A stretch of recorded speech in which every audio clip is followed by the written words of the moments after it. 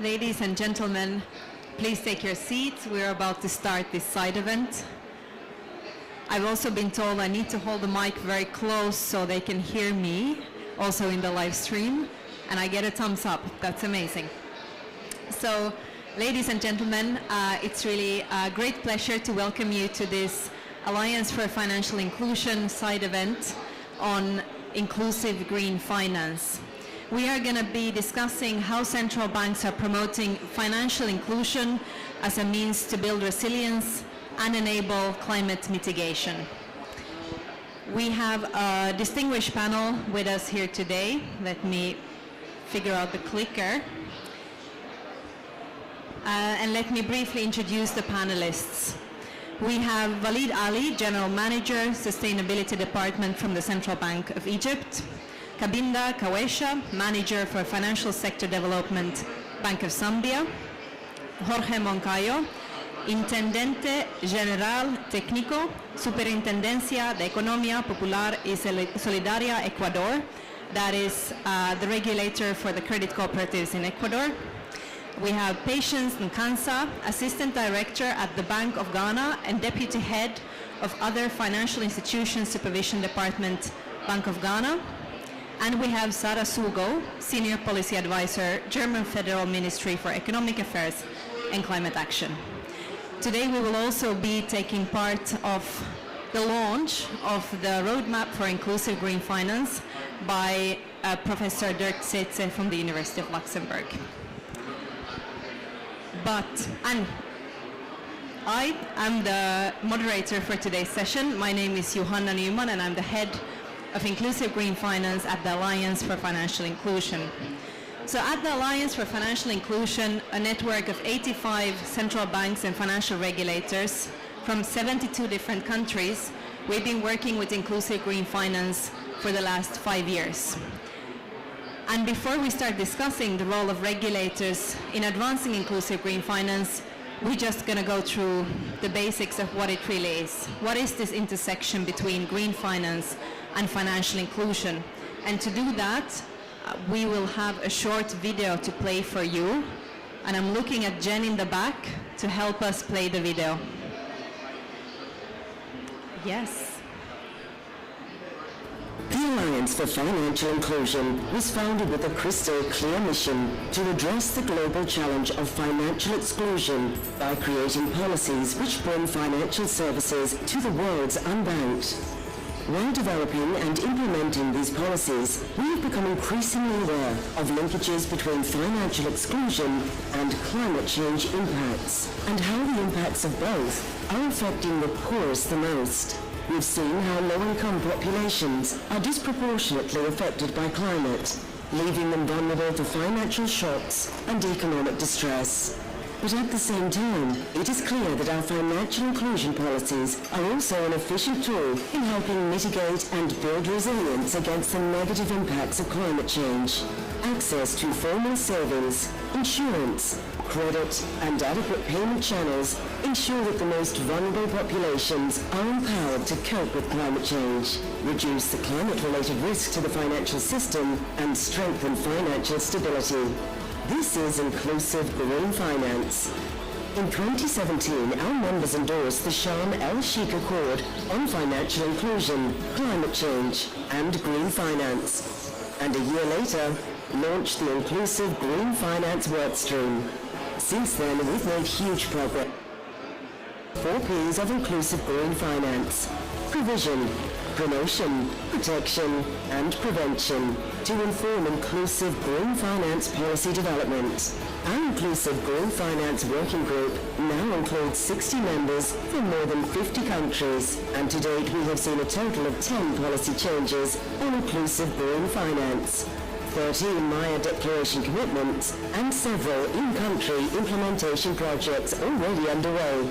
In September 2022, we updated and recommitted to the Sharm el-Sheikh Accord on inclusive green finance. And together with our partners, our work on inclusive green finance is bringing real impact and improved livelihoods to the most vulnerable.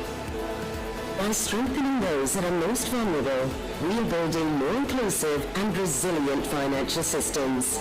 Join us.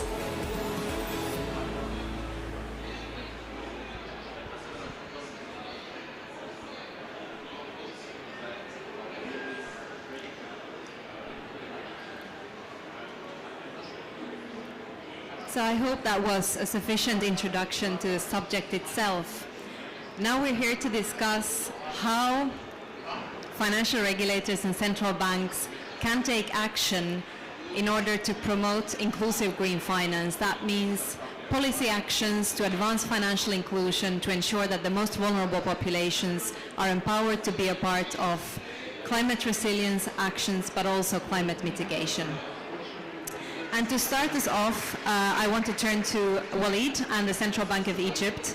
I think we've seen in the past days quite something new happening. Central bankers being a part of COP discussions and also pledging for climate action.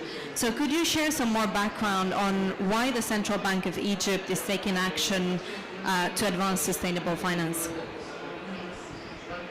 Thank you, Hannah, and it's a pleasure for me to be here today on this panel. Well, there are actually very solid facts about why the Central Bank of Egypt decided to go to this direction. First one, that Egypt launched its 2030 vision, and this vision is actually extracted from the Sustainable Development Goals, like most of the countries. And definitely we wanted to have the financial part to make it happen. So in order to support the Egypt 2030 vision, we had to, as a central bank, a regulator, and the banking sector, to support that. Also, one of the very important reasons that the climate change and the risks involved after those climate change actions, well, were actually impacted the economy quite severely, not only in Egypt but all over the world. So those risks were highly considered. And the third reason, or one of the main reasons, were the drop in the value of the assets, the collaterals. Even if the current lending is going on and nothing is disturbing this action, but the drop in the value of the assets is a big issue as well. Plus, of course, international financing is also a big part. It's not a secret anymore that in order for the banks to get international financing, then they need to follow certain criteria or to embed their ESG practices within their operation. So that's in a nutshell about the reasons why Central Bank of Egypt did that. Thank you. Thank you so much, Walid, and indeed I think we're going to hear later on as well the concrete actions that the Central Bank of Egypt is taking in this space, which I dare say is quite impressive to date. Moving on and diving a little bit deeper into inclusive green finance, Kabinda, how do you see the connection between green finance and financial inclusion developments, and why is inclusive green finance important to the Bank of Zambia? Thank you, Joanna, and good afternoon, everyone. For the Bank of Zambia, we have taken inclusive green finance as one of our strategic initiatives. We have it in our strategic plan for 2020 to 2023, and it will continue after that strategic period. We took this commitment in line with the Sharm el-Sheikh Accord to be part of both the international and also the national initiatives that are addressing green finance and also climate change. So we made commitments to develop guidelines. So it comes in line with our central bank mandate, especially on financial stability and financial inclusion. We have done some surveys that showed that Zambian citizens were affected by the effects of climate change, had difficulties with various coping mechanisms, and we also experienced some inflationary pressure due to the effects of the drought. So again, in line with our price stability mandate on looking at issues of inflation, the green finance and inclusive green finance concepts give us that mandate and ability to be part of this, and also to contribute to government efforts. So As we contribute to government's efforts and commitments, we are signaling to our financial institutions that we want to create an enabling environment for them to develop products that are addressing the broader initiatives on lowering carbon emissions, but at the same time also developing the resilience of people based on what we found. So with the enabling regulations, we are confident that our financial institutions will be able to develop products and services that meet the vulnerable communities. So hence that being an important objective for us. Thank you. Thank you so much, Kabinda, and I believe currently the Bank of Zambia is embarking on some quite interesting policy developments on inclusive green finance, so looking forward to hearing about that as well. So moving on to Ecuador and the credit cooperatives in Ecuador, Jorge Seps has been very active on inclusive green finance in the last years and developed both internal capacity and also issued the first environmental and social risk management guidelines. Just to kick us off, could you share why this is important to your institution and what the thinking has been by you and the leadership to move this forward? Thank you. Yes, thank you, Joanna. First of all, it's important because we understand that there is a direct link between climate change and the vulnerable groups, since environmental degradation has a direct impact to them, because the climate change affect their quality of life.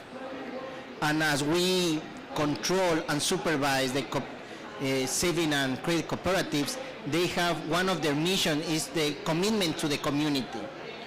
So it's not because our job it's according the sustainable and development goals, but we are doing this because it's our part of the soul cooperatives.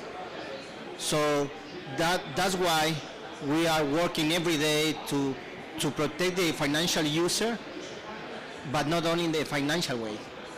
We are trying to protect them against this climate change with policies, regulation that establish this link between financial inclusion and being more resilient. That's why we are doing this every day.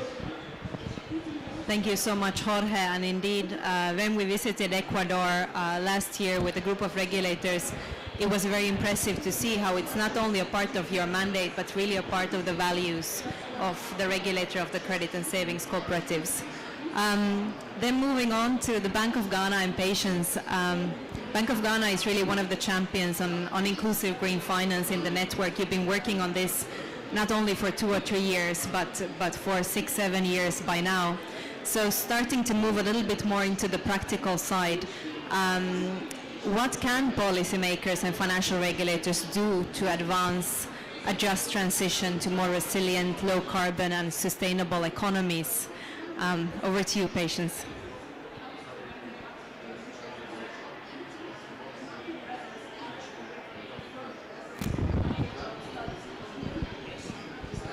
Yes, thank you, Johanna. I'll go straight to the point because we've done a lot of interventions from Bank of Ghana, so permit me to put what I have down for you. There are quite a number of points, but I'm going to go straight to the point.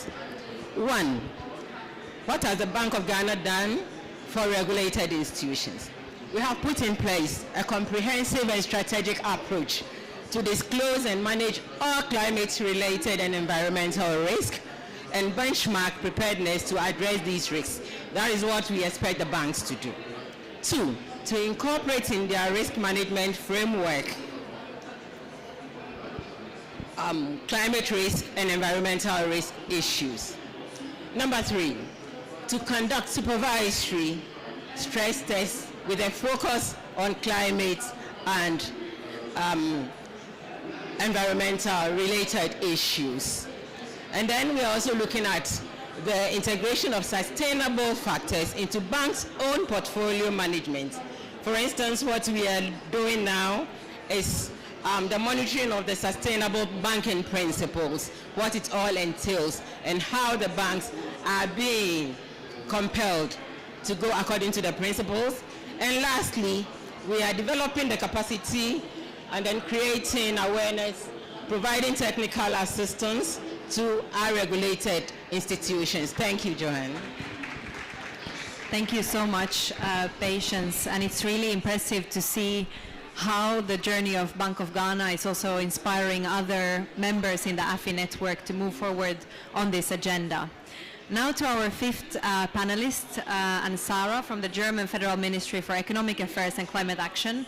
Back then, BMU and Aniki was one of the early believers in inclusive green finance and has been supporting the Alliance for Financial Inclusion for quite some time on this work stream.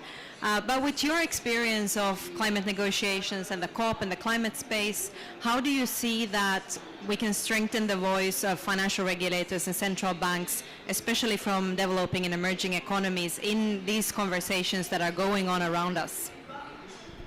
Well, hello, first of all, and thank you for inviting me as well. We have been supporting this work stream for a long time, and we are very strong supporters of this in general, because we believe that a key role is the finance sector and how we can shift the finance sector. So let me maybe start from the negotiations of where I come from. In Paris, we agreed with the Paris Agreement of the Article 2.1c that we need to shift global financial flows. And in order to achieve that, in negotiations, we still have a lot of work to do, maybe even different understandings of how that can be achieved.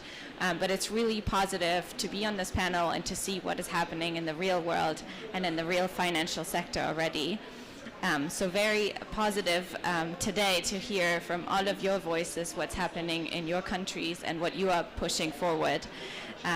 So in that sense, for us, it's crucial that central banks try and start to really understand the role that they can take. This goes for Germany, the EU, and all countries in the world as well, because for us the understanding is that there is a strong role you can play to actually shift those financial flows. And I think, Kabinda, you said that central banks can have an enabling role and a positive role that shows the banks in the countries what they can do and create that enabling environment for the finance flows to shift away from things that are harmful to the climate and more supportive to other things.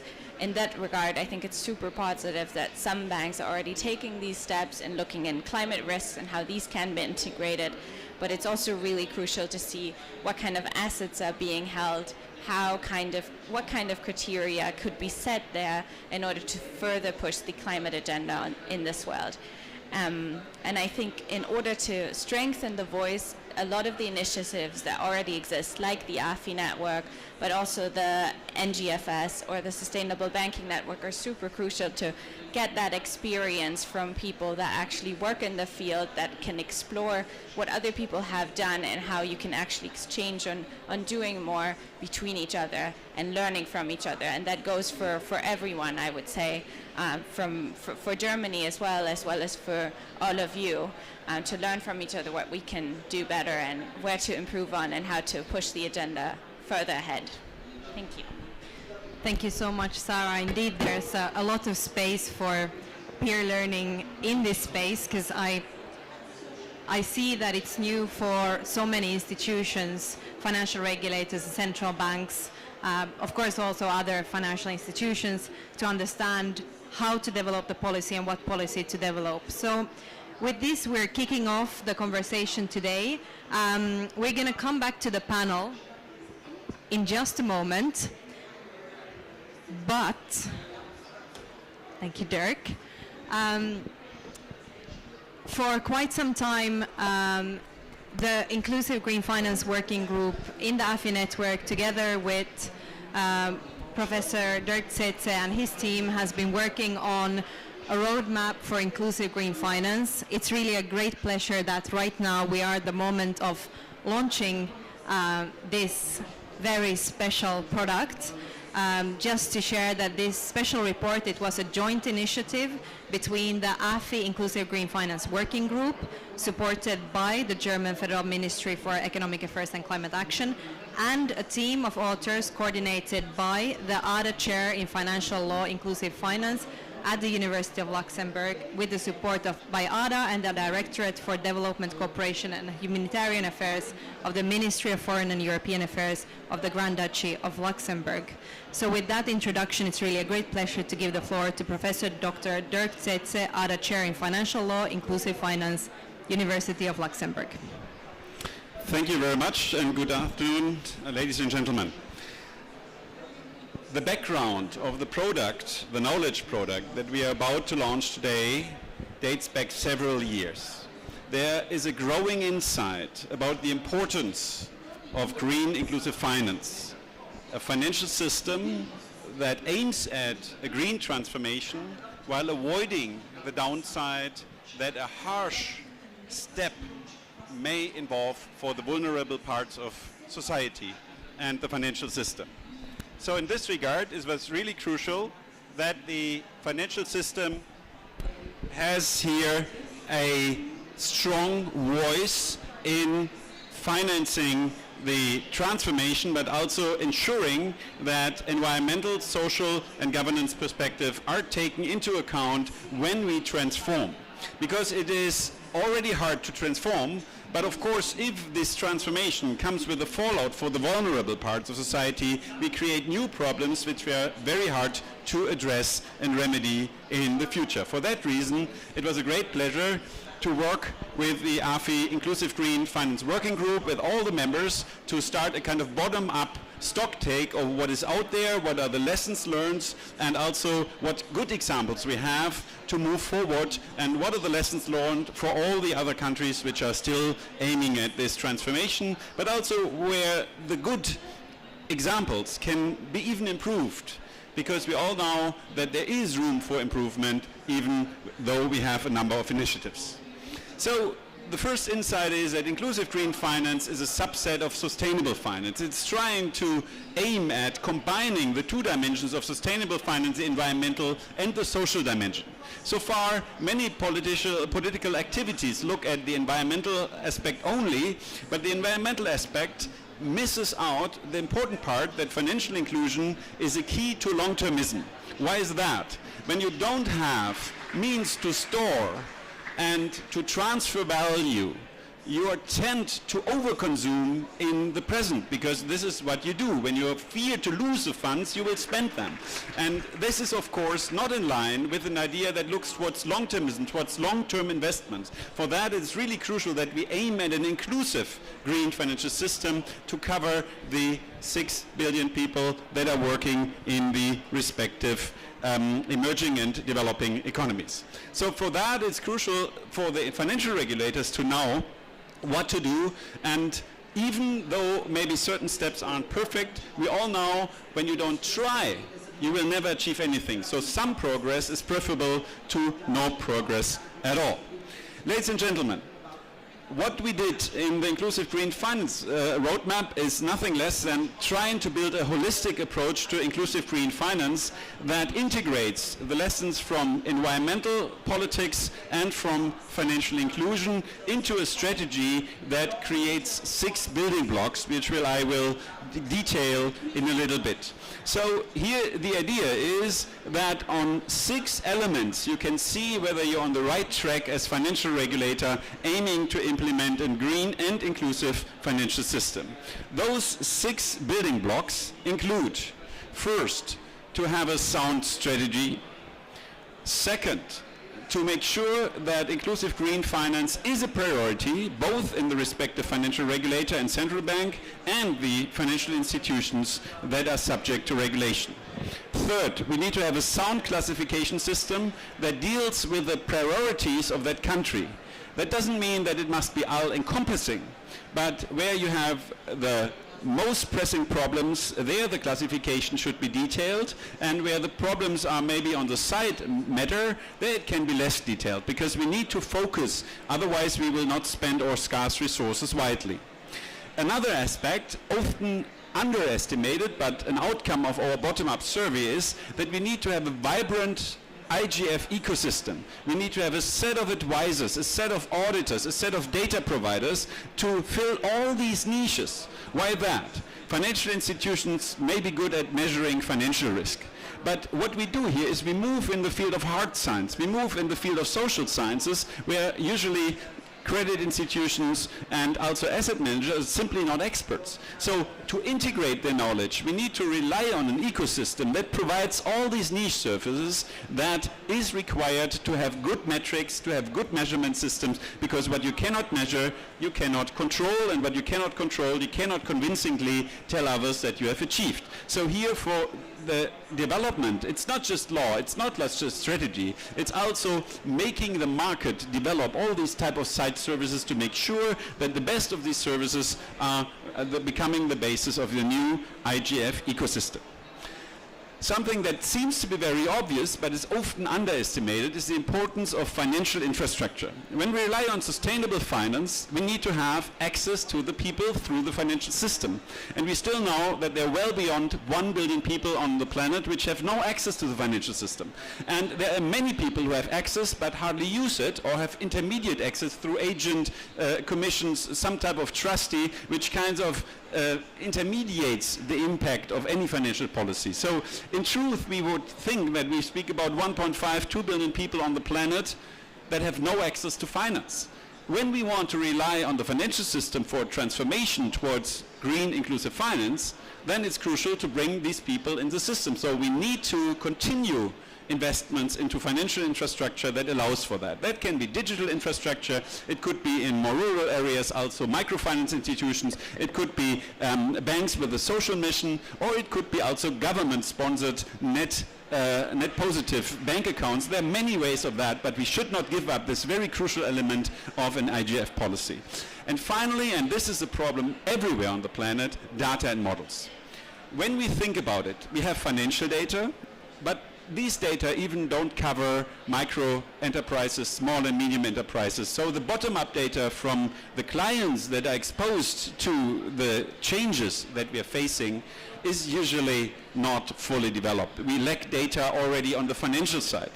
And this data problem turns into a very severe problem when we now add all the hard science data, like on carbon dioxide output, on impact on biodiversity, all these type of hard science development that also come with measurement of any IGF policy. And here it is crucial to make sure that we focus on where the needs are most pressing. If you have an economy that's strongly exposed to oil and gas, maybe that is your priority. If you have an economy that has issues with too little water, then that is your priority. And if you have, on the other hand, we have some countries that have too much water, then this is your priority. Don't try to solve everything, because then you will solve nothing. It's really crucial to identify what's the most pressing element in your overall policy setup and focus there to build a bottom-up data model, a metrical model to measure where you can make progress in the best possible manner. Let's not say that this is a matter of the countries working in the AFI network. It is also a problem in the so-called development world, because even there we have no data from small and medium enterprises, to be fair. Yeah? So this is not an easy measure to solve, but when we focus and if we put the resources right, we have good case studies in our roadmap where we can build crucial data necessary to address that one or two priorities. And from there we can expand later and build scale over the whole economy. So, to be sure, a strategy is important, not only to say we do something, but also to measure where you stand in your success model. And the strategy should involve, of course, a definition of success. Prioritization inside the financial regulator, but also the financial institution, can be achieved by way of sustainable banking principles and ESG-related risk frameworks. We have very good examples listed in the roadmap that show here progress has been made. Classification, we have here two different type of universes. We have all-encompassing approaches like those in the EU taxonomy, or we have more niche-focused approaches together with some broad principles.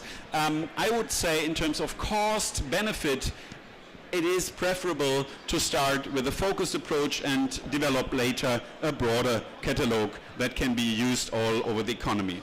Then, of course, how do you incentivize specialized services to become about? By providing certainty for the market actors that the regulatory environment holds true, that certain auditing and lawyer services are there, and when you provide this certainty, the market will come up with some ideas to solve the problems, because for sure all financial institutions are in high demand of data, of auditing, of legal advice, of respective IT solutions for all of that. Of course, when we think about all of that, it can't be something that we do by hand. We need good models. We need good data-driven applications. Simply, otherwise the transaction cost will be too high. And in this regard, it is crucial that we think about how to prove that what we do has an impact. Because so far, due to the lack of data, but also due to the lack of models, very often we believe we do something good, but we cannot really show that we have reduced certain emissions, that we had a positive effect on the biodiversity, that we had a positive effect on financial inclusion. And all of this requires good models to prove that what we do is really something good and not just something what we believe in. And finally, the financial infrastructure that we need to bring the financial proceeds to the right elements in the services chain must be developed further to ensure that the whole economy benefits and not just certain particular elements of it. How do we achieve the former? I've already given some examples, but usually regulators can use 5 tools. On the one hand, advocacy. It is so important to be here at the COP to send the message to the world. This is one element of advocacy to show that it is important. Second is capacity. Capacity is exceeding the world of finance. It goes into the field of audit, it goes in the field of regulation, but also hard science. And here, of course, the respective regulatory institutions need to build fully new expertise that never thought before. But it's not just the financial institutions and supervisors, but also the rest of the economy needs to adjust to achieve this transformation. Financial incentives, very, very important. These are risk-sharing agreements, maybe preferred interest rates, maybe certain regulatory privileges to bring the market power into the system and to channel the funds in the right direction.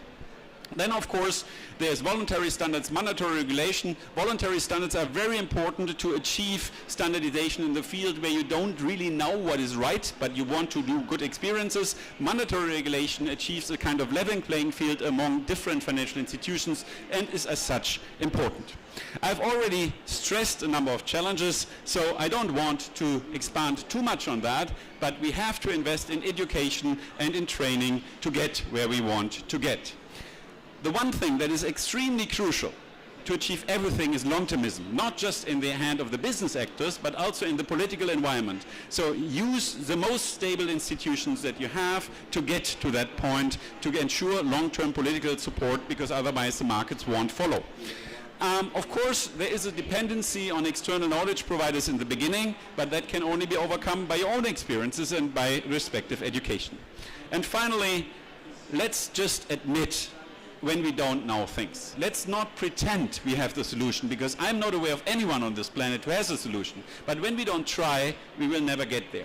Let's admit what I call a sandbox thinking. Let's just believe that we try and we correct when it doesn't work. Let's not go outside and say, well, we have the solution in our hands. Let's work on it together with the market and make sure that we have a positive approach. Very important in this field, we're dealing with MSMEs. These are very small entities. This is the one suing lady sitting in a cabin suing a carpet. This is an MSME we're talking about. We should not think about assessing these clients as risk. We should see them as an economic sector, and as such we need an aggregate approach that kind of integrates all of these type of entities together as one contributor to the economy. And here it is really crucial to build sound sectors reflecting the economy, and then we can also deal with the data gap with official data and estimates, because we substitute for the lack of data by endorsed data, data that the respective regulators endorse to fill the gap when it comes to the negative news of the sector. Why is that important? When you try to disclose data about your own activity, first of all, it's very costly to collect it. But second, you will never be prone to collect negative data about yourself. So in this regard, it's crucial to fill the data gap with official estimates rather than private ones. So And once you get there, we gradually increase in scope and scale, starting with good examples and moving from there to better ones. Ladies and gentlemen, I'm at the end of my little introductory presentation of the IGF roadmap. Action is important, but we have to be aware that our resources are limited everywhere on the planet. I think our 6 building blocks are a good benchmark where you could start and where you could assess where do you stand as regulator, but also as financial institution to benefit from an IGF transformation. Focus is important. Let's move from simple to complex. Let's not start to overcomplicate things because that will shun off support and then the market will simply not follow. And finally, think of your economy not as risk, but as contributors to the common good, the social being, and the social objective. And in this regard, we can all achieve a lot when we adopt an active regulatory approach that is responsive to the need of the people, but at the same time aims at a sound and decent transformation. Ladies and gentlemen, it was a great pleasure to work with all the many institutions. I think over 50 are together in the Inclusive Green Finance Working Group. Many countries have contributed case studies, have participated in the surveys, and it was really insightful, and I think we all learned a lot from each other.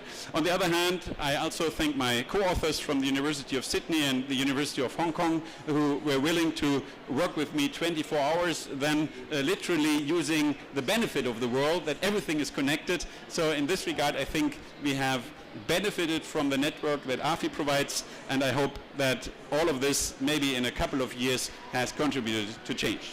Thank you very much for your attention.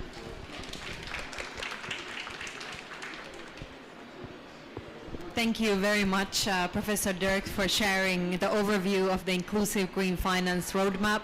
It's a really proud moment for the AFI network to be a part of launching this roadmap. And of course, if you do have questions about it, please do approach us after the side event. We're more than happy to share more insights, and obviously you can also access the publication here.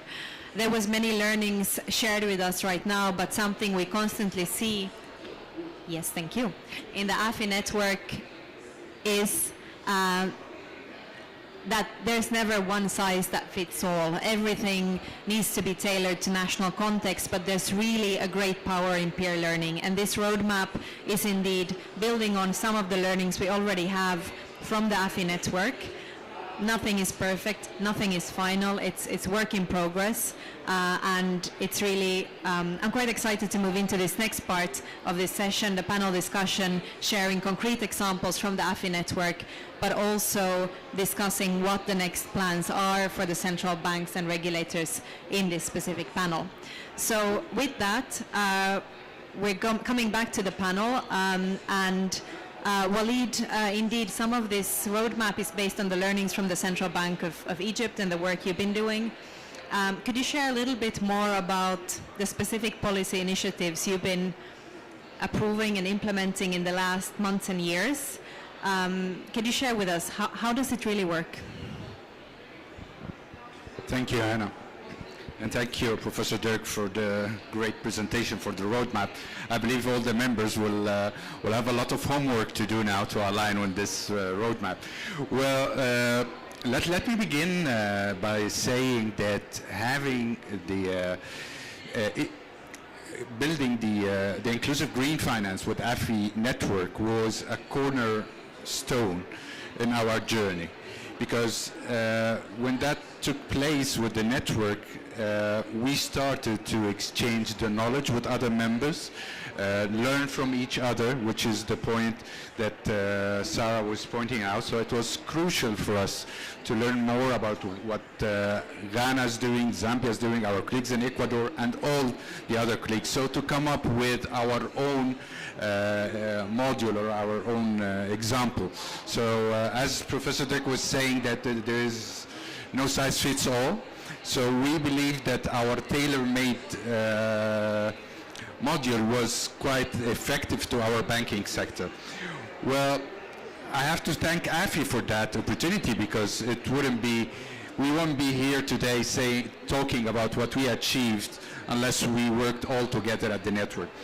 Well, on the On the issuing part, we started in last year by issuing the guiding principles of Central Bank of Egypt, and those 6 principles were actually the framework of the planned work in the future.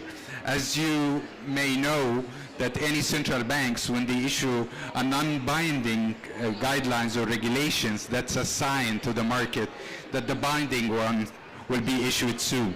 So preparing the market with such a framework and aligning with that with the capacity building to the market, to the banking sector, along with us as a regulator, because we needed to build our capacity as well as a regulator and supervisors. So aligning with that, we issued our guiding principles, and then we issued a survey that led to a gap analysis project that told us where we stand in the banking sector and what needs to be done, and was very informative before issuing our binding regulations that was issued just before the COP.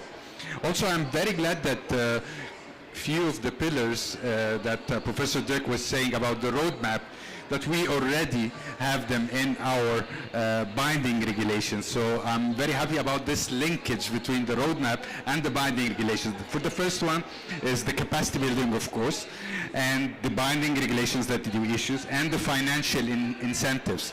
That will lead me to mention a few of the initiatives that Central Bank of Egypt issued in the last few years that support inclusive green finance.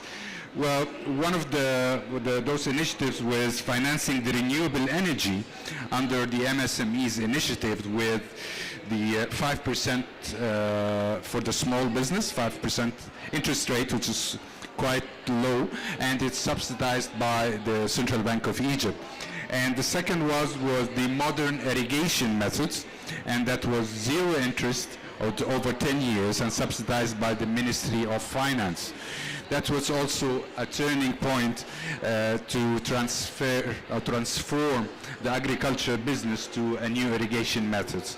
The third one was the natural gas bakeries. You know, Egypt is one of the main countries that consume wheat, and we are the most vulnerable because of the war going on with Russia and Ukraine, because we eat a lot of bread. So our bakeries were operating mainly by coal. So we had this initiative with a 5% interest rate to transform all the bakeries to a natural gas operation. The last one with the dual fuel initiative was also the very special interest rate that you can transform your vehicle to operate with dual fuel, natural gas and diesel, with a very competitive interest rate. Those initiatives, along with the regulatory framework, we believe that it started to shape up the market and to drive us. And I believe after the COP, which is the COP of implementation, and what the banks showed to us this year, that I'm sure that a lot of initiatives and a lot of work will be on the ground, not from the regulatory side only, but from the commercial banks as well. Thank you very much. Thank you, Walid. Every time I hear what has been happening in the Central Bank of Egypt in the last only 2 years, I'm full of admiration. It's quite impressive how you've been moving from the voluntary, the guiding principles now to the binding regulation just a couple of weeks ago.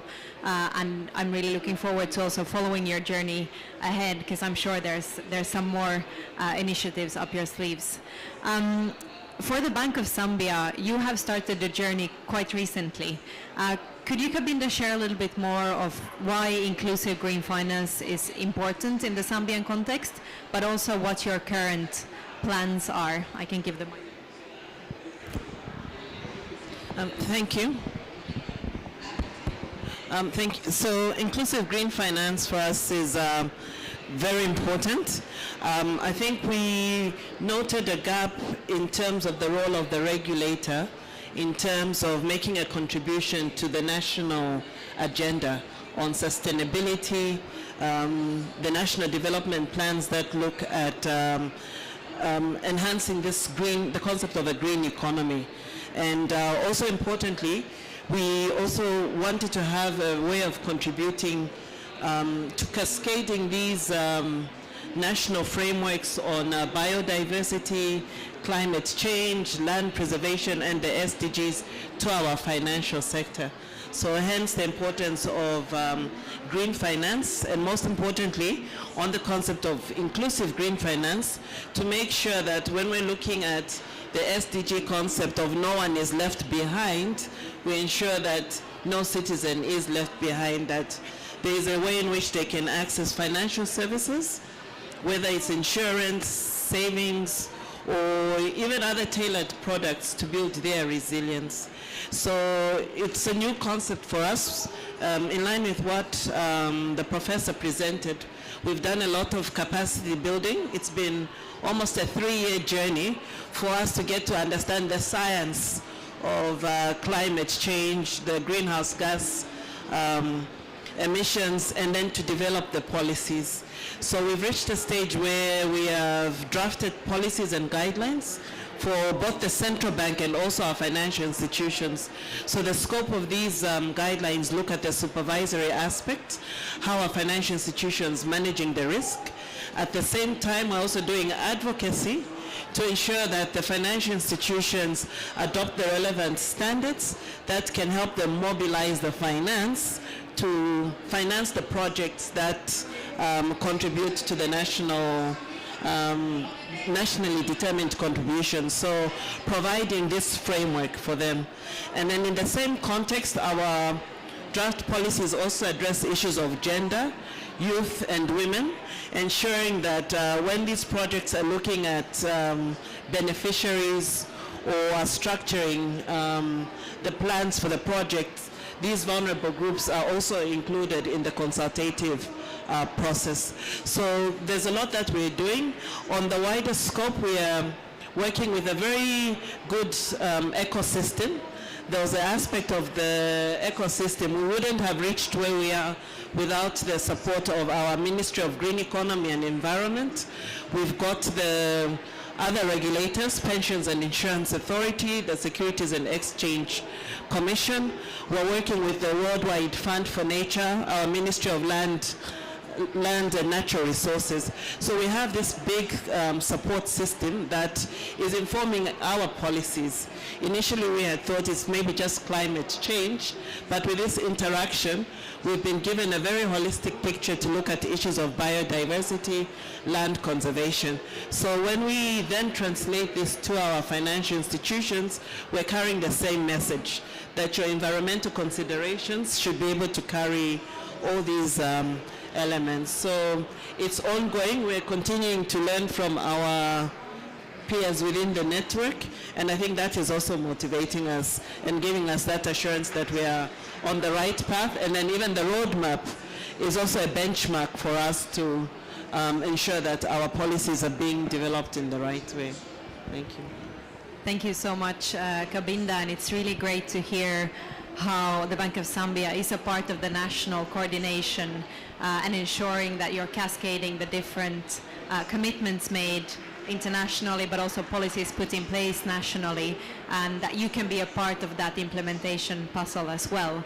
I think also hearing that you're expanding beyond climate change, looking into environment and biodiversity is so key. We've been hearing it throughout this COP, the importance of combining it together. And also when approving the updated Sharm el-Sheikh Accord just in September, there was a strong recognition also from the AFI network, not only about climate mitigation and adaptation, but also in terms of the role of financial inclusion and biodiversity. So that's really good to hear. Then, Jorge, in terms of CEPS Ecuador, you were sharing earlier why CEPS is working on inclusive green finance, but what have you done and how do you see this work continuing from your perspective? Yes, thank you, Joanna.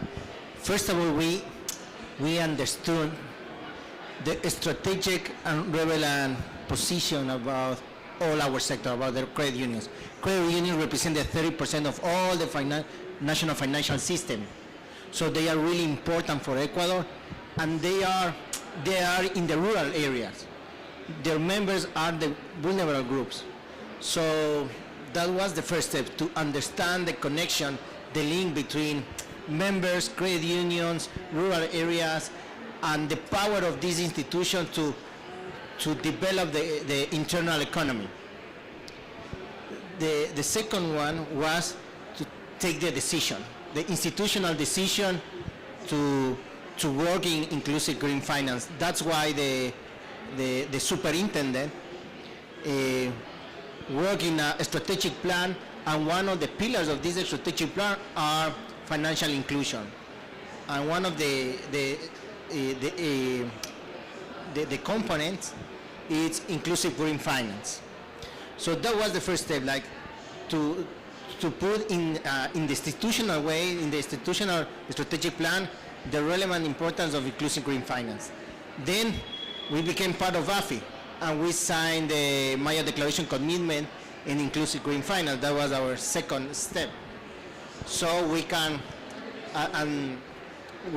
understand what's going on with the other regulators about inclusive green finance, because it was a progress during the last 4 years. First of all, we need to understand the relevant importance of inclusive green finance for the other members. Then we asked for AFI for a technical assistant to have a training, a special training for SEPs, for the superintendents, and for credit union general managers. So all the sector, the supervisor and the financial institution understand the importance of inclusive green finance. Then with these technical assistants, we work together to have this state of art in Ecuador, to have this state of art in Ecuador, and the conclusion of this that we need the social and environmental risk management guidelines. And then we take the decision for to do it mandatory. Why is mandatory for Ecuador? Because it's the role of the credit unions in Ecuador. It's a relevant sector, so, and it's part of the principles, so that's why it's different, it's a credit union or a private bank. So that's why it's a mandatory for all the 450 credit unions in Ecuador. But that was the first step. Nowadays we are working again with AFI, because it's one of our main stakeholders in this area, to have more capacity buildings in not only for SEPs, for the general managers to implement the environmental social risk management, and also we have a governmental coordination with environmental minister to work together with green taxonomy. So we did the first steps. We are working for the second steps. And definitely this space, the roadmap, and learning for the members, it's the plus that we need to make this happen in Ecuador. Thank you. Thank you very much, Jorge. And issuing the ESRM guidelines last May and now making them compulsory for the credit cooperatives it's a big step. And it's quite impressive to follow your journey, not only on issuing the guidelines, but also now on the implementation. And obviously from AFI's side, we are there to be with you on that journey. And having visited some of the credit cooperatives, it's very clear also of not only the role of SEPs in terms of issuing the guidelines, but also leading the credit cooperative sector forward and practicing also moral suasion in moving green finance forward in Ecuador. So Patience and the Bank of Ghana, could you share a little bit more about your inclusive green finance journey? And considering that you've been working with this for several years, could you also share what have the main challenges been and what have the main successes been so far? Thank you, Johanna. You would agree with me that financial institutions, regulated financial institutions, are there to satisfy their stakeholders. And anything that will not generate much profit for them, they are not interested. Okay, so our journey started way back in 2015. Okay, in line with the Sustainable Development Goals, Ghana's Green Economy Agenda, and then the Paris Declaration, Bank of Ghana decided to go on green financing. And so there was the establishment of the Sustainable Finance Committee in 2015. We pay a lot of tribute to AFI, International Financial Corporation, the Central Bank of Nigeria, and others who contributed to our success in the sustainable banking principles. So it went like this. In 2015, the committee was formed and inaugurated. Okay, and then this committee had representatives from the Ghana Association of Bankers, and then Bank of Ghana was the main champion, and then Environmental Protection Agency. And then in 2016, Bank of Ghana and then Ghana Association of Bankers joined the Sustainable Banking Network. And then in 2017, the Sustainable Banking Principles and Sector Guidance Notes, the first draft was produced with the help of PwC and International Finance Corporation. Then, unlike our normal regulations that the banks are compelled to submit returns, they are forced to. In terms of this gray area, they were a bit apprehensive about this whole sustainable issues and climate issues. So we had to do a lot of capacity building, a lot of collaboration, a lot of moral suasion. We couldn't force them and tell them that if you don't do it, you're going to be punished, a whole lot of things. So a lot of moral suasion went in. With this in July 2019, the banks, the CEOs, at a roundtable discussion, adopted the sustainable banking principles, and in 2019, it was launched. Then in 2020, we embarked on serious awareness creation and capacity building as part of the roadmap, which has just been described by the professor. And then, where are we now? Now, looking at the details of the principles, we applied 7 sustainable banking principles. The first one is to identify, assess, mitigate, and monitor environmental and social risk in the banking business. Like I said earlier, hitherto, they didn't care how much they were giving out, the effects on the economy. And mostly those who are seriously affected are the vulnerable society. So they'll give credit to the agri sector, they'll give credit to the manufacturing sector without minding the effect of pollution, etc., on the vulnerable economy. And so we said, what are you doing? Mitigate and monitor for our regulated financial institutions.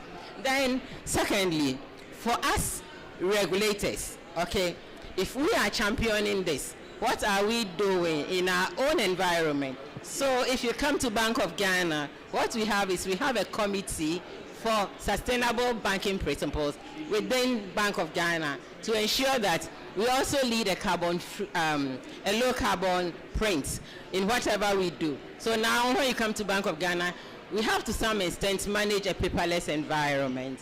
And so we expect the banks to do the same. And then they were also to promote good corporate governance and ethical standards, including Bank of Ghana. So Bank of Ghana, in order to lead the banks to deal with that, we have now a complete department for ethical issues. So we expect the banks to follow suit. Okay, but for good corporate governance, we have given them directives, our regulated financial institutions. And then we're also looking at gender equality. Okay, for gender equality, what we are expecting the banks to do is, at least at the board level, okay, try and create a space for ladies, for women. Okay, if we have a 7-member board, at least if 2 are women, fine. That is what we are looking at. And they report on this. And then that aspect of financial inclusion. I remember when we started regulating the lower banks, like the microfinance institutions and rural banks. Okay, the banks were like, they actually had fun of us because they knew it was a very difficult area to go into. And they didn't want to give credit to MSMEs, and even the MSMEs and then the microfinance clients were afraid to go to them because of collateral issues and a whole lot of things. So they didn't want to go there. But now it's mandatory that they give a portion of their credit portfolio to MSMEs. And in addition to that, we looked at resource efficiency and sustainable consumption and production within our regulated financial institutions. Now, we looked at reporting and compliance. Now we are at the level where we are looking at monitoring, evaluation, compliance. So they provide us with information on this on quarterly basis, which we report to our management. So which sectors did we look at? Okay, there was some kind of research on where the bank's finances go to, and we realized that agriculture and forestry was one area where they actually give credit to, and then mining, oil and gas, construction and real estate, energy and power, and manufacturing, because of course that is where they can make huge profits from, and not small MSMEs and microfinance clients. So there too, we developed specific sector guidelines with. So if you want to give credit, where we go to is we approach the forestry department, we approach the the forestry, etc., to find out whether this kind of credits you're granting is not going to have a negative impact on the environment. So we had a few challenges. Like I started, banks won't go where they will not make much profit. And already with this, you're telling them that they should allocate a portion of their funds to areas that will not bring in much profit, So we had a lot of challenges, and then buy-in from top management of the banks. And then secondly, we had data issues, like Professor said, and also they even had limited appreciation of the requirements of the banking principle. What was all this that you're talking about? You're disturbing our peace. We have a way of making our own money. And a lot of moral suasion had to go into that. And then there was limited awareness of this whole climate issues. Okay. But our success story at the end of it now is that now they are complying. And we are happy they are complying. And we don't have to hit them with sticks to submit the returns to us. Moral suasion, have you done it? Can you submit the returns? And the Bank of Ghana has also put in place a web-based solution where we receive information directly from them, including data and information on climate-related issues. And then going forward, now that we are successful, maybe when I go back, we're going to look at how we are going to incorporate all this to the lower banks, okay, like the rural and community banks, as well as the microfinance institutions. Thank you.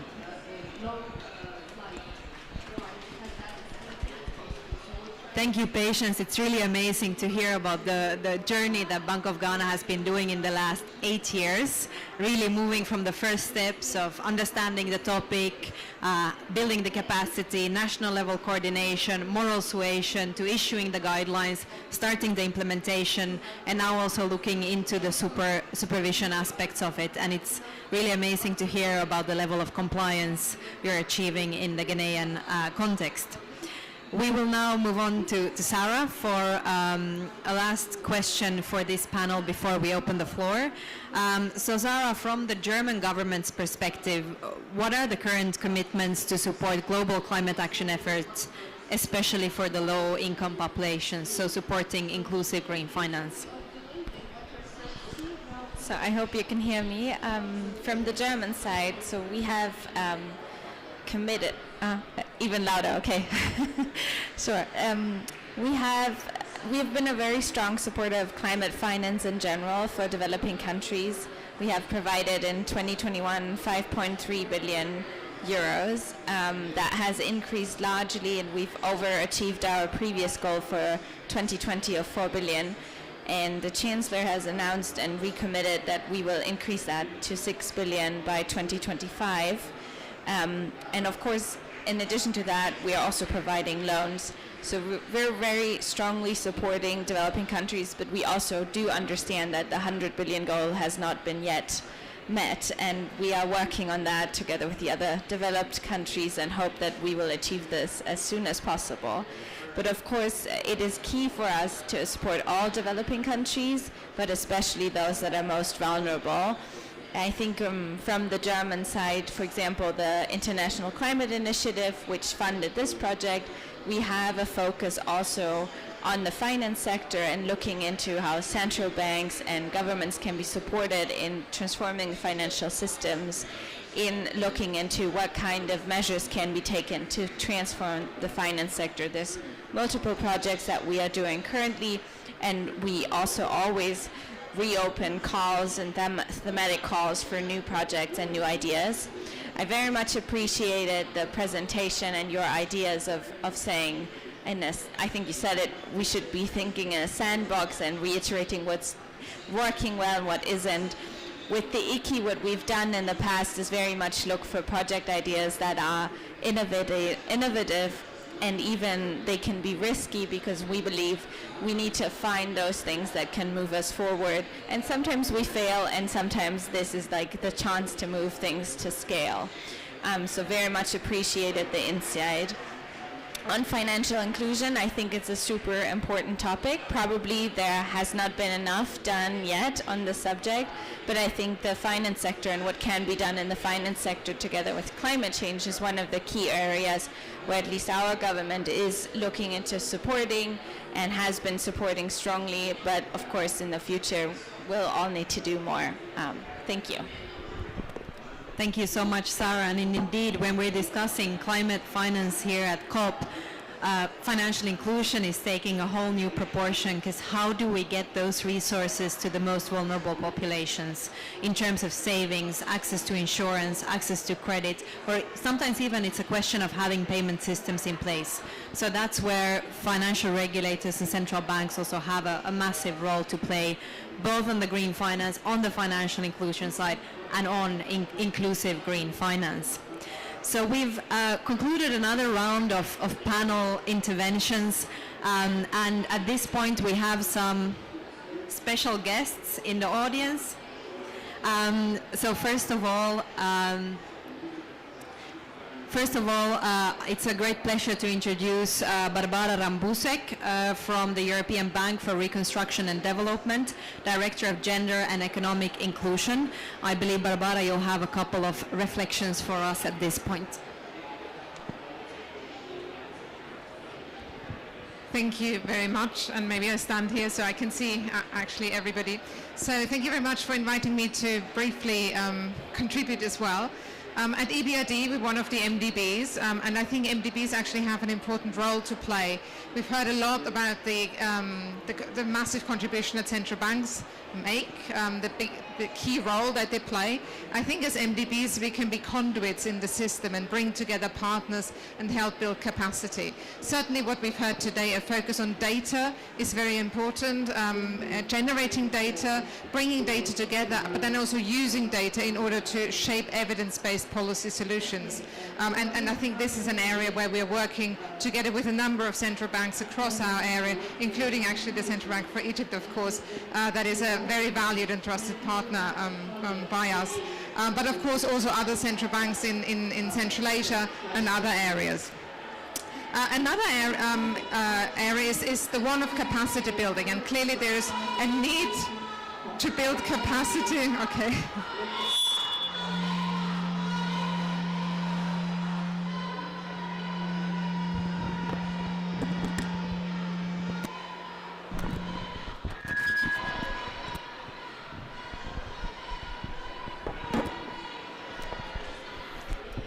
Okay, I just go on. There's a need to build capacity on the part of all the players across the system, central banks, but also financial institutions. And I think again, this is an area where MDBs and in EBRD, it's a bit hard to stay focused, I have to say. Can play a big role. I should go on the stage? Okay. Anyway, I think I keep it short, but fundamentally my message to you is I think in terms of regulation, in terms of capacity building, the door is wide open. I've been to Turkey 2 weeks ago where we were celebrating 10 years of investing in women, including at the nexus of climate change and gender equality. And it was actually partner banks who asked for regulation, who asked for support in relation to data, in relation to requirements to report, for example, on sexist aggregated data. So I think the door is open and I think there are many opportunities there to build capacity and to create the ecosystem that is required for a gender equal, inclusive green future. Thank you. Thank you so much, Barbara. I love the words, the door is open. I think that's not only a good start, but a good continuation, especially for the implementation side of things, where we're now heading towards from several of the regulators. So thank you so much. In addition, we also have Erin Tansey with us, who's the Director for Sustainable and Inclusive Economies at the International Development Research Centre based in Ottawa, Canada.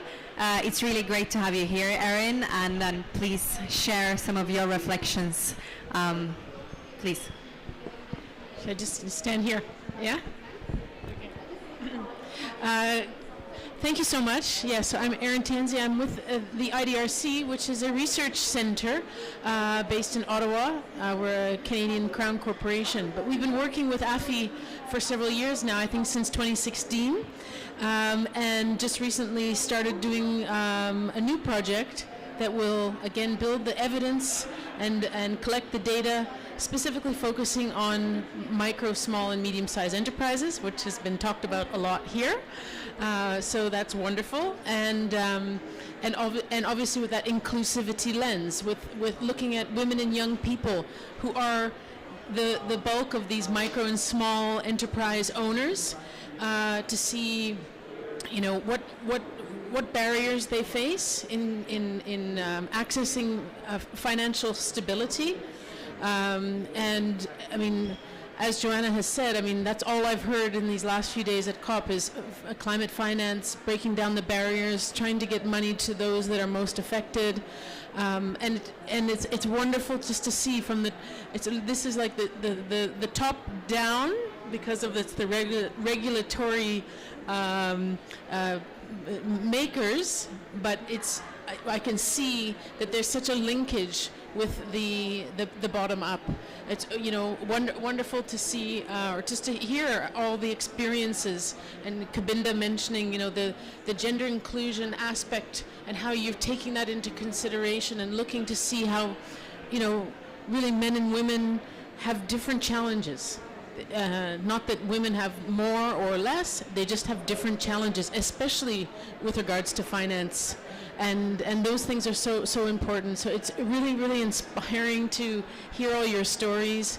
And as a research institution, what we do is we spend almost all of our resources working in the Global South, and specifically give money directly to Southern-based partners so that they can have the resources to gather their own evidence that is localized and therefore much more useful. And it's really a privilege to be able to be part of the AFI network, because you have such a large and strong network that's doing so much of that connecting and giving this platform for sharing of experiences. I think every panelist mentioned how much they appreciate that ability to share with each other. So it's fantastic, and I wish you all the luck going forward, and thanks so much.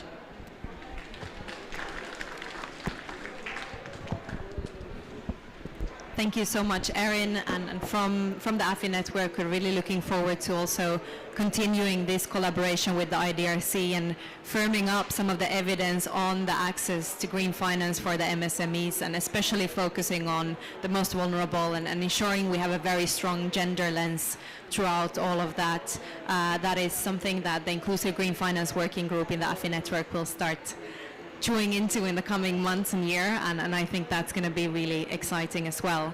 At this point, I would also want to welcome our colleague Sameh Swachta, Senior Supervisor, Payment Services Companies at the Palestine Monetary Authority.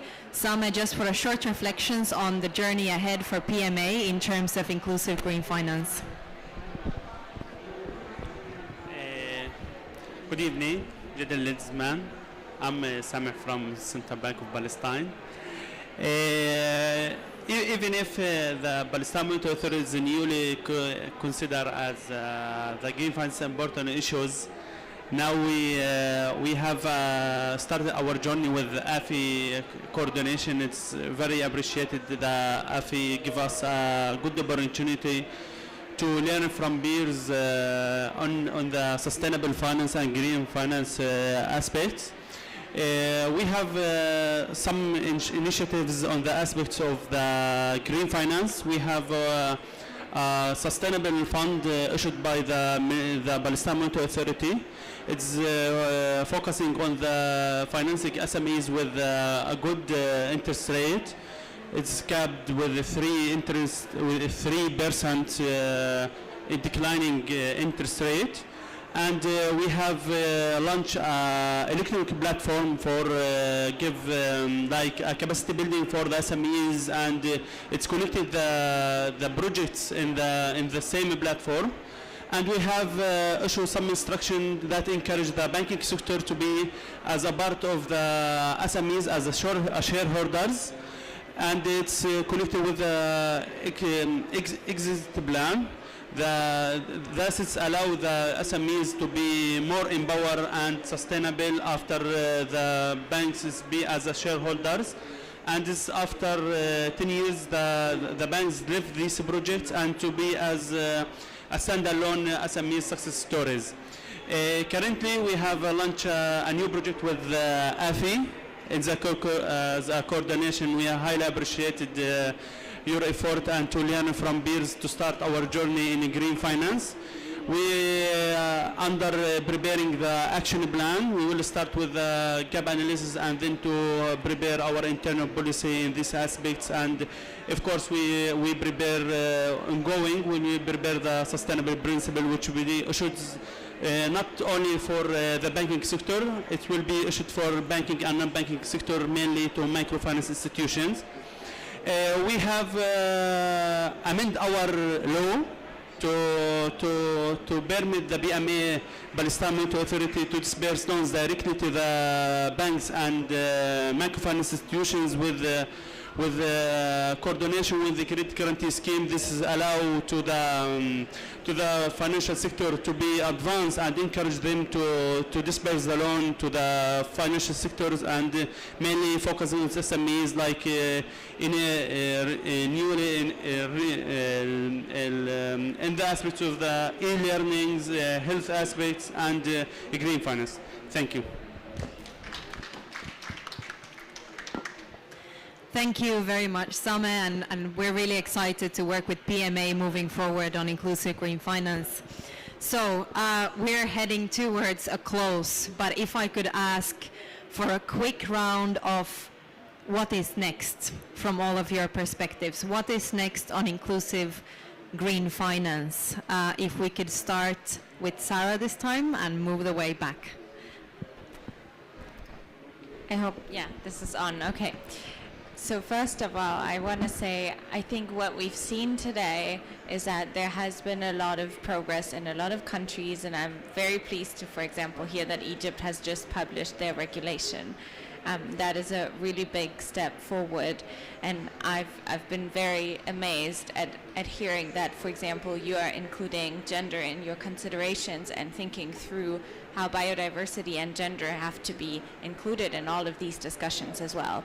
So I think for where to go ahead in the future, we need to see how we can further use these kind of networks that exist, the different initiatives, make them strong and connect everyone in order to really build the capacities in each of the central institutions and central banks to further move this agenda forward. I think we see that there's positive outcomes coming from those countries that have moved ahead, and I'm very pleased to hear of all of the positive outcomes, so very much of seeing the need to move this agenda further, and I hope that in maybe the next years we will see further progress from more members and other countries that are moving ahead. So much from my side, and thank you so much.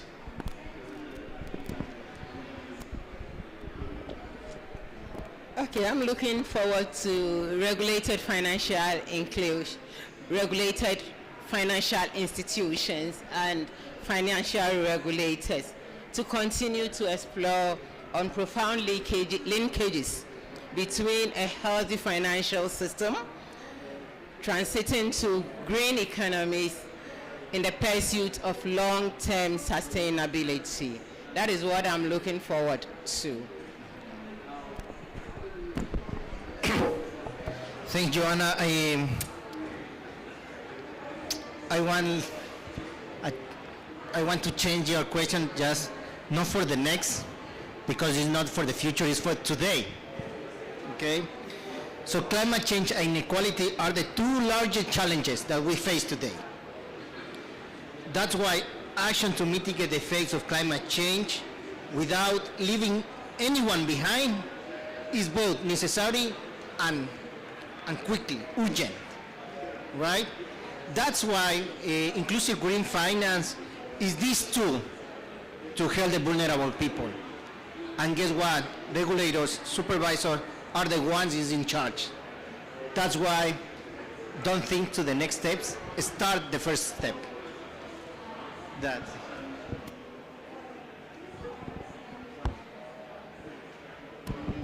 Thank you very much. So for the Bank of Zambia, our next step is really to focus on the supervisory aspects. We're still in this process of developing, so we'll be looking at issues of the disclosures, the reporting and the adoption of the international standards. Alongside that, we've recently launched an 8th National Development Plan through the government. It was launched by our president, and the desire is for Zambia to be a green economy, and we've got a green growth strategy. So we have work to do in that area, ensuring that as the different sectors are developing their strategies, we're also able to integrate these inclusive green finance policies and place the role of the financial sector in helping us achieve our aims to be sustainable and achieve our national objectives. So a lot of work and collaboration, which we'll do with the support of our partners and AFI. Thank you. Thank you, Anna. Sorry. Well, for me, what I see that needs to be continued is the building the knowledge. If we are not working on getting the buy-in of the banks, of the chairmen of the banks, don't be tricked with their blue and gray suits. They don't know as much about climate. So if they are convinced with the importance of the topic, and we presented a successful business case that you can still make profits while you're going sustainable and you're going environmental friendly, this is a turning point. So building the buy-in and the knowledge for those senior level will definitely unlock financing. The second thing that I would like to see it more is partnership. We used to be as bankers living on this our own bubble for ages. Now with this topic we need to involve academia, scientists, other stakeholders from the national level. Bankers won't be able to do it alone, so they need to learn more and need to have more of partnerships to make it happen on the ground. Thank you.